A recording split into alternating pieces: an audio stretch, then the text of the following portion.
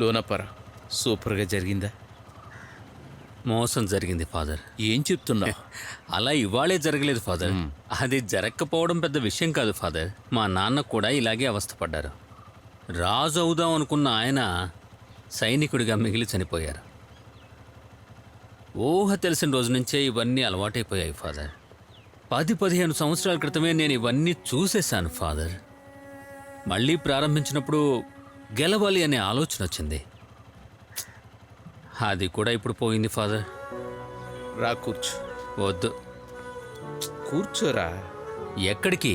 నేను పెద్దాపురం అమ్మగారి తద్దినానికి వెళ్ళా. ఇవాళ చర్చిలో యానివర్సరీ సెలబ్రేషన్స్ కదా, అక్కడి దాకా వెళ్ళి వద్దాంరా. నీ మనసుకు ప్రశాంతత వస్తుంది. అక్కడ చాలా రకాల డ్రామాలు జరుగుతున్నాయి. నువ్వు రారా. నేను ఇంటికి వెళ్తాను ఫాదర్. నువ్వు ఎక్కి కూర్చో లోనప్పరా. మీ అక్క చెల్లెళ్ళు చర్చిలోనే ఉన్నారు. ముందు వచ్చి కూర్చోరా.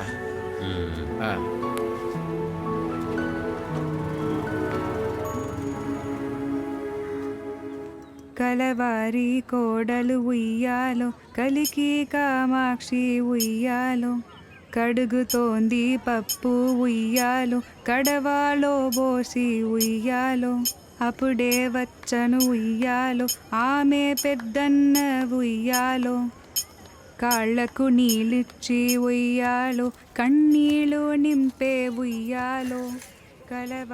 జార్జన్న, ఏంట్రా నేను మీకు అంత డబ్బులు ఇస్తే నన్ను రాజుని చేయకుండా సేనాధిపతిని చేశారు. ఏంట్రా నీ మాటలు? నువ్వే కదా యేసుప్రభుని పొడిచేది. అలాంటప్పుడు నువ్వే మెయిన్. అంటే నేను మెయినా? నువ్వేరా. అలా అయితే కొంచెం చీకటి పడ్డాక ప్రారంభిద్దాం. నైట్ ఎఫెక్ట్ ఉంది. ఉందిరా. స్మోక్ ఎఫెక్ట్ అన్నీ ఉన్నాయి. హలో, అందరూ జాగ్రత్తగా వినండి. ఇక్కడ మనం స్టేజ్ మీద చేసుకుంటున్నవి చాలా గొప్ప విషయాలు కాదు, చిన్న చిన్న విషయాలు మాత్రమే. మన అవును, లోనప్పరావు గారు ఎక్కడ? ఒక విషయం చెప్పాలి. అది అదిగో అక్కడున్నాడు. మనం కొంతమందిని చేసే వాటిని చూసే వాళ్లను మనం చప్పట్లు కొట్టి వాళ్లను ప్రోత్సహిస్తే గనుక రెక్కలు విచ్చుకున్న పక్షిలా ఆకాశంలోకి ఎగురుతారు. అలాగే గొప్ప గొప్ప వాళ్ళంతా పుడుతూ ఉంటారు. మన ప్రోగ్రాంలో నెక్స్ట్ వచ్చే పార్టిసిపెంట్ లోన్ అప్పారావుని పిలవబోతున్నారు. ఏంటి ప్రోగ్రాం లిస్టులోనే లేదు? స్టార్ట్ కావడానికి ఇంకా టైం పట్టుద్దా? ఇవాళ వాడు చేయాల్సిన ప్రోగ్రాం ఈ రోజు వాడు చేయలేకపోయాడు. వాడు చాలా ఆశపడ్డాడు. ఆ ప్రోగ్రాం జరగవలసింది అక్కడ కాదు, ఇక్కడ. లోన్ అప్పారావు, ఇలా రా.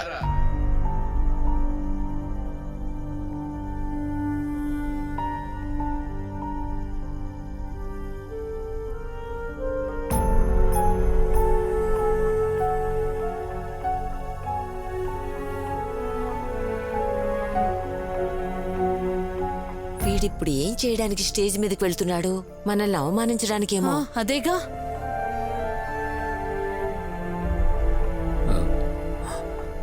ఫాదర్,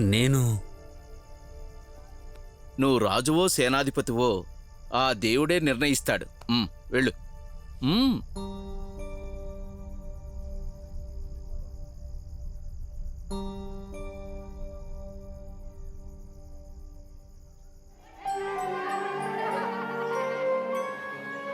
ఒక గ్రామంలో యాదగిరి అని ఒకడు ఉండేవాడు. కొబ్బరి చెట్లు ఎక్కడం యాదగిరికి చాలా బాగా వచ్చు. అధికారం కోసం ఎగేసుకుంటూ వచ్చిన వాళ్లే ఇజ్రాయిల్స్. వాళ్ళు మెల్లగా ఒక్కొక్క మెట్టు ఎక్కుతూ వచ్చి బాగా డెవలప్ అయ్యారు.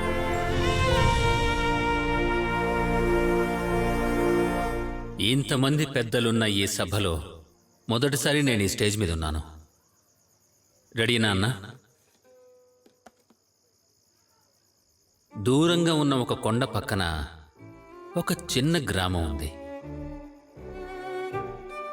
ఆ గ్రామంలో ఉన్న వాళ్ళందరూ చాలా అందమైన వాళ్ళు. అందుకే తరతరాలుగా ఎవ్వరూ ఆ గ్రామంలో అద్దం చూడలేదు. ఒకరోజు ఆ గ్రామంలో మేకలు మేపే కుర్రాడు మేకల్ని తీసుకుని ఆ కొండ మీదకు వెళ్ళాడు. ఒక మేక పక్కనే ఉన్న బావిలో పడిపోయింది.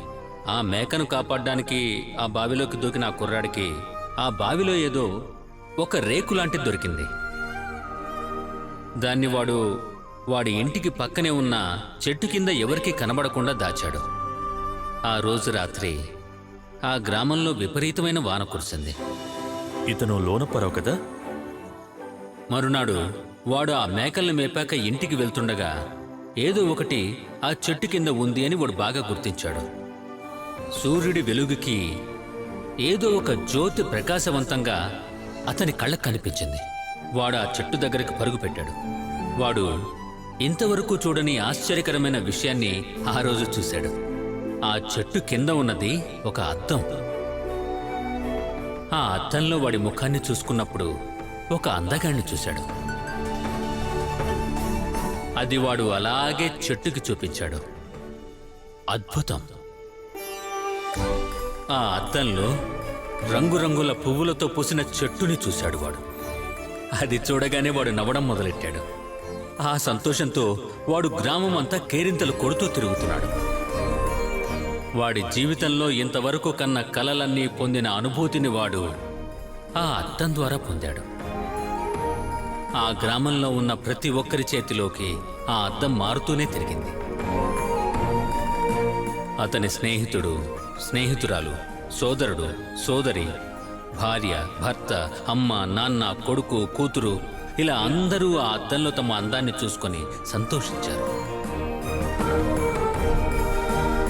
కానీ ఒకే ఒక్క బామ్మగారు మాత్రం ఆ అద్దాన్ని చూడలేదు. ఆవిడ బంధింపబడ్డ ఒక గదిలోనే ఉన్నారు. ఆ ఇంటి ముందుకు ఆ పిల్లాడు వచ్చి నిలబడి ఆ బామ్మగారిని గట్టిగా పిలిచాడు. అప్పుడు తలుపు తెరుచుకొని ఆ బామ్మగారు బయటకు వచ్చారు. ఆవిడ ఎప్పుడు తను కన్న కలల్ని మూసిపెట్టడానికే ప్రయత్నం చేశారు. ఆవిడ ఆ అద్దం ముందుకు మెల్లమెల్లగా వచ్చారు. ఆ అద్దాన్ని ఆవిడ చూసి చాలాసేపు ఏడ్చారు.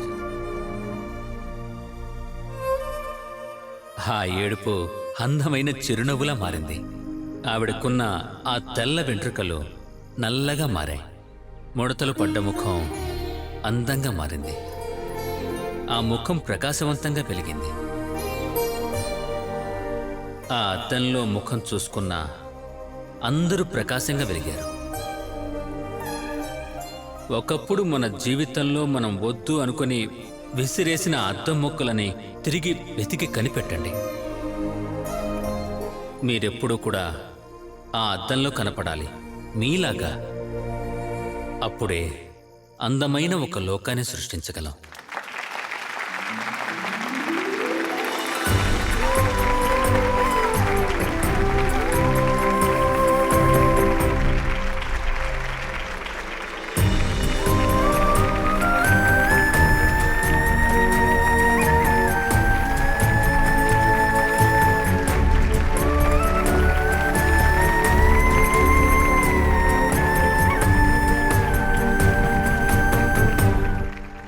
లోనప్పారావు అంటే అర్థమేంటో తెలుసా? God blessed man. వెళ్ళిరా.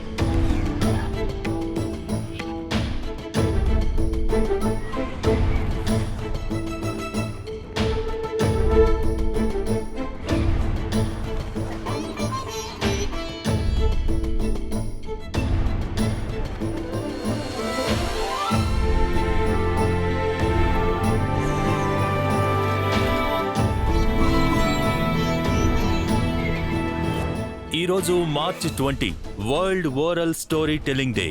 కథ చెప్పటానికి ఒక రోజు. చాలా అద్భుతంగా విదేశాలలో జరిగేలా ఈరోజు ఈ స్టోరీ టెల్లింగ్ డే ఈ గ్రామంలో బాగా జరుగుతోంది. ఈరోజు ఇక్కడకు కథలు వినటానికి చెప్పటానికి ఇండియా నలుమూలల నుంచి విదేశాల నుంచి కూడా జనం వస్తున్నారు. కథలు చెప్పటానికి, కథలు వినటానికి. ఈరోజు ఈ స్టోరీ టెల్లింగ్ ఫంక్షన్ కి చీఫ్ గెస్ట్ గా వస్తున్నది మన ఊళ్ళో అందరికీ ఇష్టమైన మన ఊరి వారైన మిస్టర్ లోనప్పారావు.